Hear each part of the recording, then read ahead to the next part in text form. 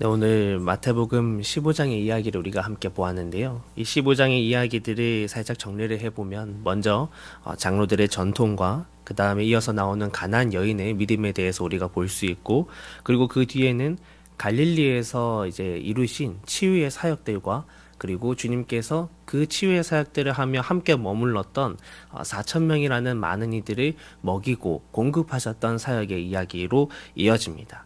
오늘은 그 중에서 뒷부분에 나오는 이 갈릴리에서의 사역에 대한 부분을 우리가 함께 살펴보도록 하겠습니다.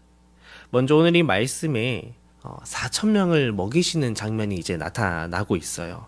그런데 이 갈릴리에서 이 4천 명을 먹이는 것은 딱 봤을 때 예전에 오병이어의 사건이 있었지, 그때는 5천 명을 먹이셨지라는 것을 우리로 하여금 떠오르게 합니다. 그런데 성경에 이렇게 비슷한 사역이 지금 두 번이 기록이 되어져 있는데, 이 두 번째 있었던 4천 명을 먹이시는 사건, 그저 비슷한 일을 또 한 번 기록해 놓은 것 뿐일까라고 생각을 할 수 있죠. 그런데 이 일이 우리에게 참 귀한 은혜로 다가오는 사건이었습니다. 오병이어를 베푸신 곳은 유대의 땅이었죠.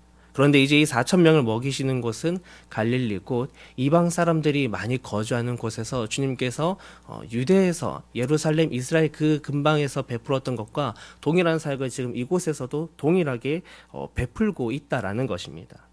주님은 그곳에서도 사람들을 똑같이 만나십니다. 수없이 많은 병자들, 다친 사람, 귀신 들린 사람들이 예수님께 나오고 예수님의 말씀을 듣기 위해서 나왔죠. 그런데 오늘 이 말씀을 우리가 읽어보면요, 그때 오병이어를 행하시던 그때의 예수님과 크게 다른 어떤 위화감 같은 것이 전혀 느껴지지 않습니다. 상세히 보지 않으면 주님이 지금 유대에서 사역을 하고 계신 건지, 아니면 갈릴리 이방 땅에서 이방인들을 대상으로 사역하고 계신 것인지가 잘 구분되지 않죠. 31절에 그들이 놀라면서 이스라엘의 하나님께 영광을 돌렸다라는 이런 문구를 보면 비로소 아이들이 정말 이방인이었구나라는 것을 우리가 알아가게 되는 것입니다.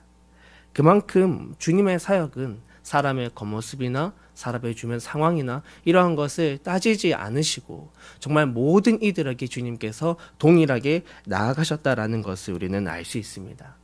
주님의 그 공평함의 은혜가 오늘 저와 여러분에게까지 다 이어져 온 것이지요. 예수님의 사역은 늘 이 땅에 있는 모든 이들에게 흘러나가는 것이었습니다.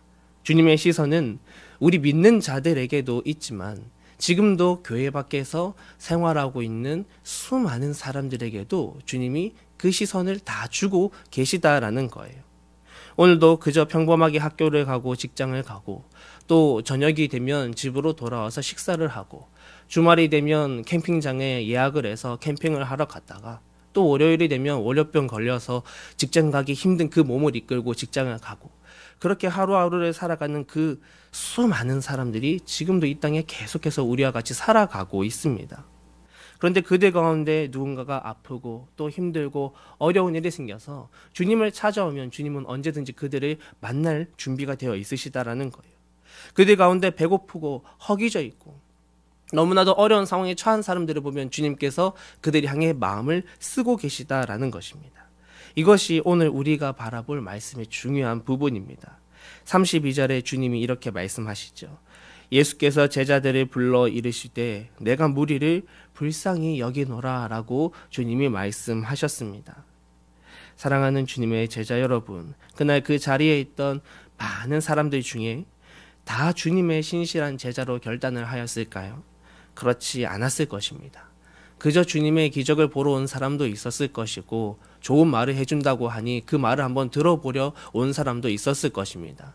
성경에 보면 그곳에서 많은 사람들이 병고침을 받았는데 심지어는 그 병고침을 받은 자들 중에서도 병고침을 받고 돌아가서는 그 병고침 받은 은혜를 잊어버린 채 살아가는 사람들 또한 있었을 것입니다.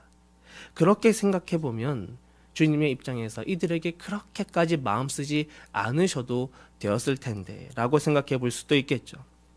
하지만 주님은 그들을 불쌍히 여기셨습니다.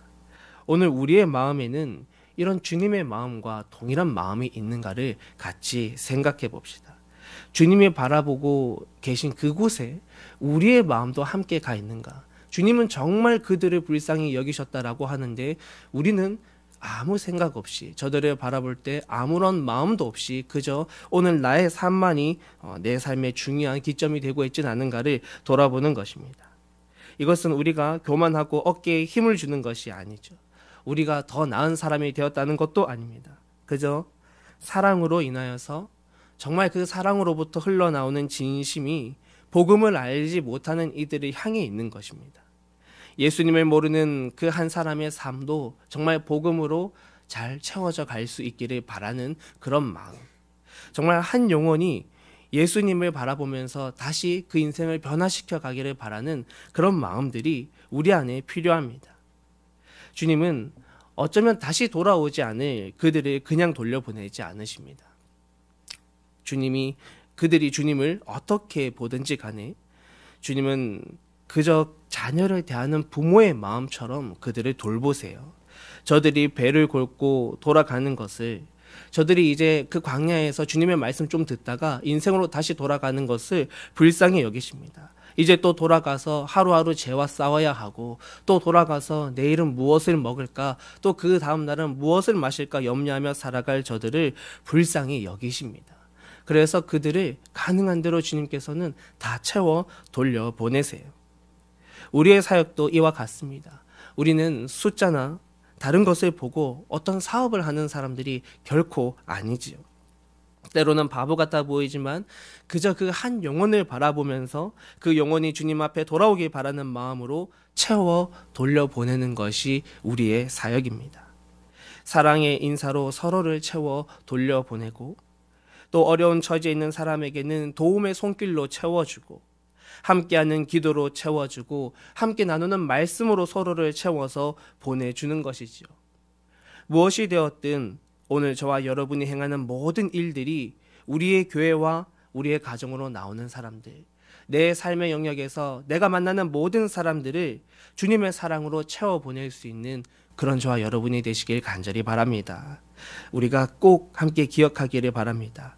주님이 정말 이 많은 사람들을 불쌍히 여기셨다라는 것, 그들을 향해 아낌없이 그분의 마음을 다 쏟으셨다라는 것, 그리고 그것이 오늘 내 마음속에도 있는지를 함께 기억할 수 있기를 소망합니다. 기도로 말씀 붙들고 나아갈 때 주님의 마음을 닮아가는 저와 여러분 모두가 되시기를 주의 이름으로 축복합니다. 기도하겠습니다.